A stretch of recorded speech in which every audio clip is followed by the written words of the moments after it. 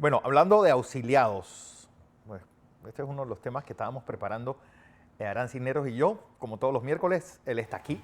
Bienvenido como siempre, Aran, y buenos días. ¿Cómo amaneciste? Bueno, bien, bien, viendo los acontecimientos, sobre todo que cuando uno ve una situación como la que se dio en el Tribunal Electoral ayer, uno dice, bueno, es que ahí se nota la falta de educación que hay en este país. Sí, educación y cultura.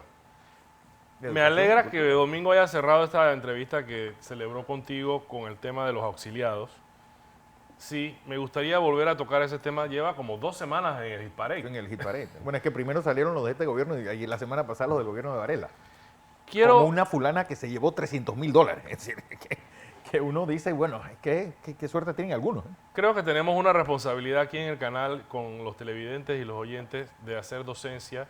Quiero poner el tema de los auxilios económicos en un contexto, en un marco de la economía. Vamos a tratar de ser un poco docentes y de explicar. Comencemos por mencionar que hay factores productivos en la economía, las Claro. cosas que permiten que uno pueda producir cosas.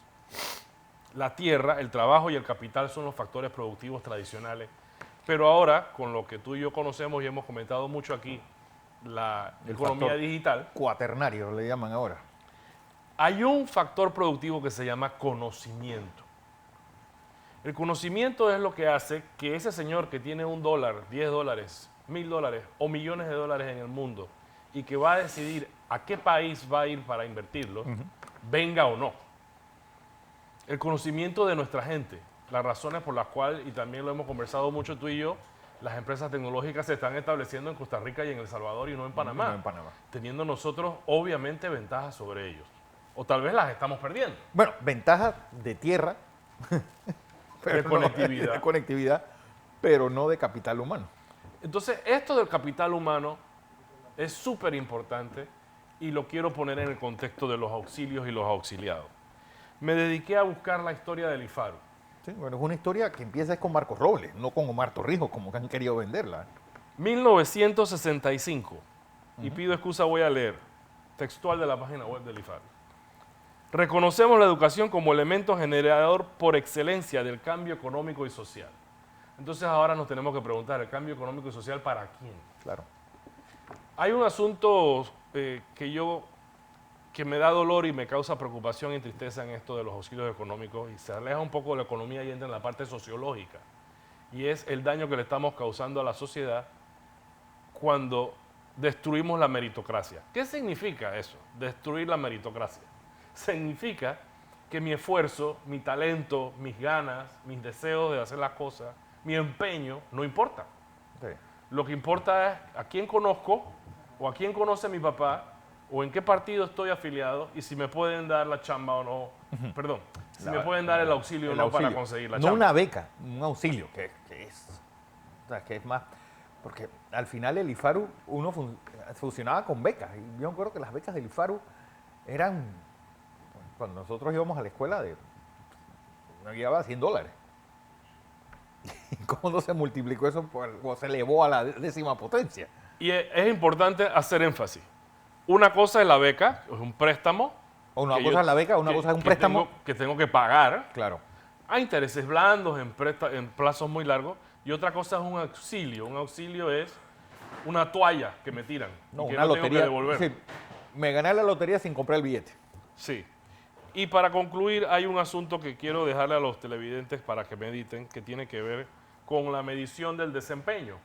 Es decir, después que tú le das una beca a alguien o después que tú auxilias económicamente a alguien, ¿cómo te aseguras de que esa plata rindió?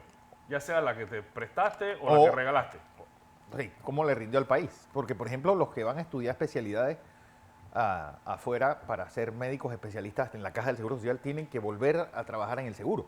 Eso es una forma de, bueno, yo lo mido sabiendo de que este especialista le va a rendir al país Sí. ese conocimiento que adquirió fuera, pero es alguien que se va a estudiar esa influencer. O una que le dieron $200,000 para estudiar francés en la Universidad de Panamá. ¿Qué ha hecho? Escribió la segunda parte del Principito. Son 3 La tasas. chanson de Roland la tradujo no sé, al arameo o una cosa así. ¿Qué hizo? La tasa de graduación. Ajá. ¿Cuántos de los que fueron becados o auxiliados se graduaron? Ok. La tasa de repatriación. ¿Cuántos de los que se Regresaron. fueron volvieron? y la tasa de contratación. ¿Cuántos de los que bequé o auxilié efectivamente consiguieron un trabajo o lograron autoemplearse, crear una empresa para sí mismos y para los demás? Pero, es decir, realmente aquellos que hemos estudiado fuera, sabemos que cuando uno se va fuera, pues la beca que te paguen en la universidad no es tal vez el gasto más importante que tenga, sino el hecho de vivir, pues dedicarte 24 horas al estudio, vivir fuera de la égida paterna. Es decir, que Pero uno vivir entiende como, Fernando, que- vivir... no, vivir digo, con esta persona, humildemente. esta gente ya estudió a París y yo creo que vivían, pues, vivían en los mejores hoteles, porque con esas cantidades de dinero que se fueron. Pero, es decir, ese estipendio para aquellas personas que van a estudiar fuera, ¿de cuánto sería? Porque tienes que pagar pasaje también, tienes que comprar libros.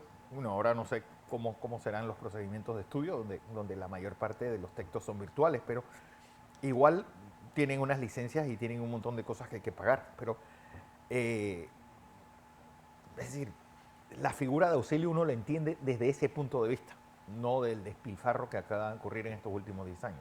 Y voy a hacer un comentario sobre la palabra que acabas de mencionar, que es despilfarro, y es una opinión muy personal. Yo creo que una de las experiencias formadoras de ser un panameño que va a otro lugar del mundo a estudiar es pasar trabajo. Es un formador de carácter. Claro, claro. Es tener la experiencia de que no todo es fácil, de que tienes que esforzarte, de que no siempre vas a tener todo lo que quieres cuando lo quieres. Estás ahí estudiando, estás alimentando tu cerebro y tu mente, tu cultura para volver a tu país. No es un viaje turístico. Bueno, me acuerdo que Eduardo No es un Galeano, viaje de quinceañera. Eduardo Galeano una vez dijo en una conferencia donde estaba que los latinoamericanos generalmente conocen el metro cuando van a estudiar fuera, a Estados Unidos, a Europa. Sí, el transporte público, lo decía el señor Galeano, pero es algo ¿sabes? Y ahí yo creo que vale la pena. Es decir, realmente uno va a forjar carácter, uno empieza, es decir, muchos aprendimos a lavar, a cocinar, Por supuesto. cuando estás fuera del país. Y eso, pues también es parte del aprendizaje, pero Sí.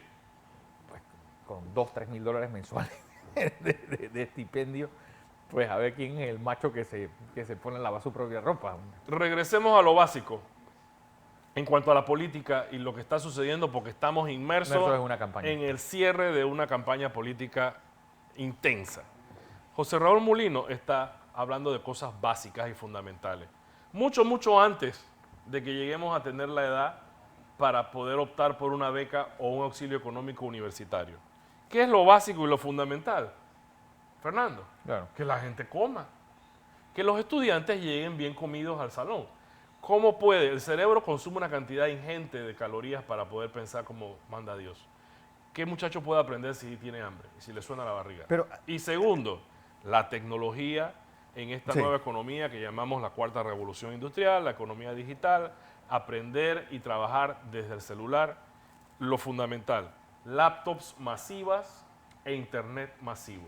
Pero Sin ¿cómo- eso no podemos echar para adelante. ¿Cómo uno puede, y me gustó esta frase que dijo hace un momento Domingo, Panamá es un país con la población de una ciudad mediana, de un país grande, pero con el presupuesto de un país mediano. Sí, Bogotá ¿Cómo? tiene 7 millones de personas. sí. No. Bueno, Sao Paulo tiene 19 y es decir, encontrar una ciudad de 4 millones de habitantes es muy fácil en el mapa. Pero la gran pregunta es, ¿cómo nosotros todavía tenemos esas incongruencias? Es decir, cuando tú estás hablando, no, que los muchachos vayan desayunados a la escuela o que no, o que coman aquí, que tengan tecnología, que la escuela el techo no se le venga abajo. Es decir, ¿de qué estamos hablando? Realmente esa es la imagen del llamado Dubái de las Américas, esa es la imagen del país que recibe a la gente con los rascacielos en la cinta costera y en la avenida Balboa. Es decir, todavía nosotros tenemos problemas como Haití, Sí, de muchachos que no llegan, que llegan y que lo único que comen es lo que comen en las escuelas, cuando no hay una impugnación y hay una guerra para que la famosa galleta y la leche se les dé a estos muchachitos. somos un país muy dual. Demasiado dual. Aquí los turistas se impactan cuando pasan por la cinta costera y dicen, oh, esto es como Miami. Y en el interior, lo digo por una experiencia personal, en la provincia de Coclé, tengo finca, Hay muchachos que no pueden ir a la escuela porque los padres no tienen para mandarlo. el pasaje y para que almuercen. Por ejemplo, de Río Hato a Agua Dulce, por decir un ejemplo.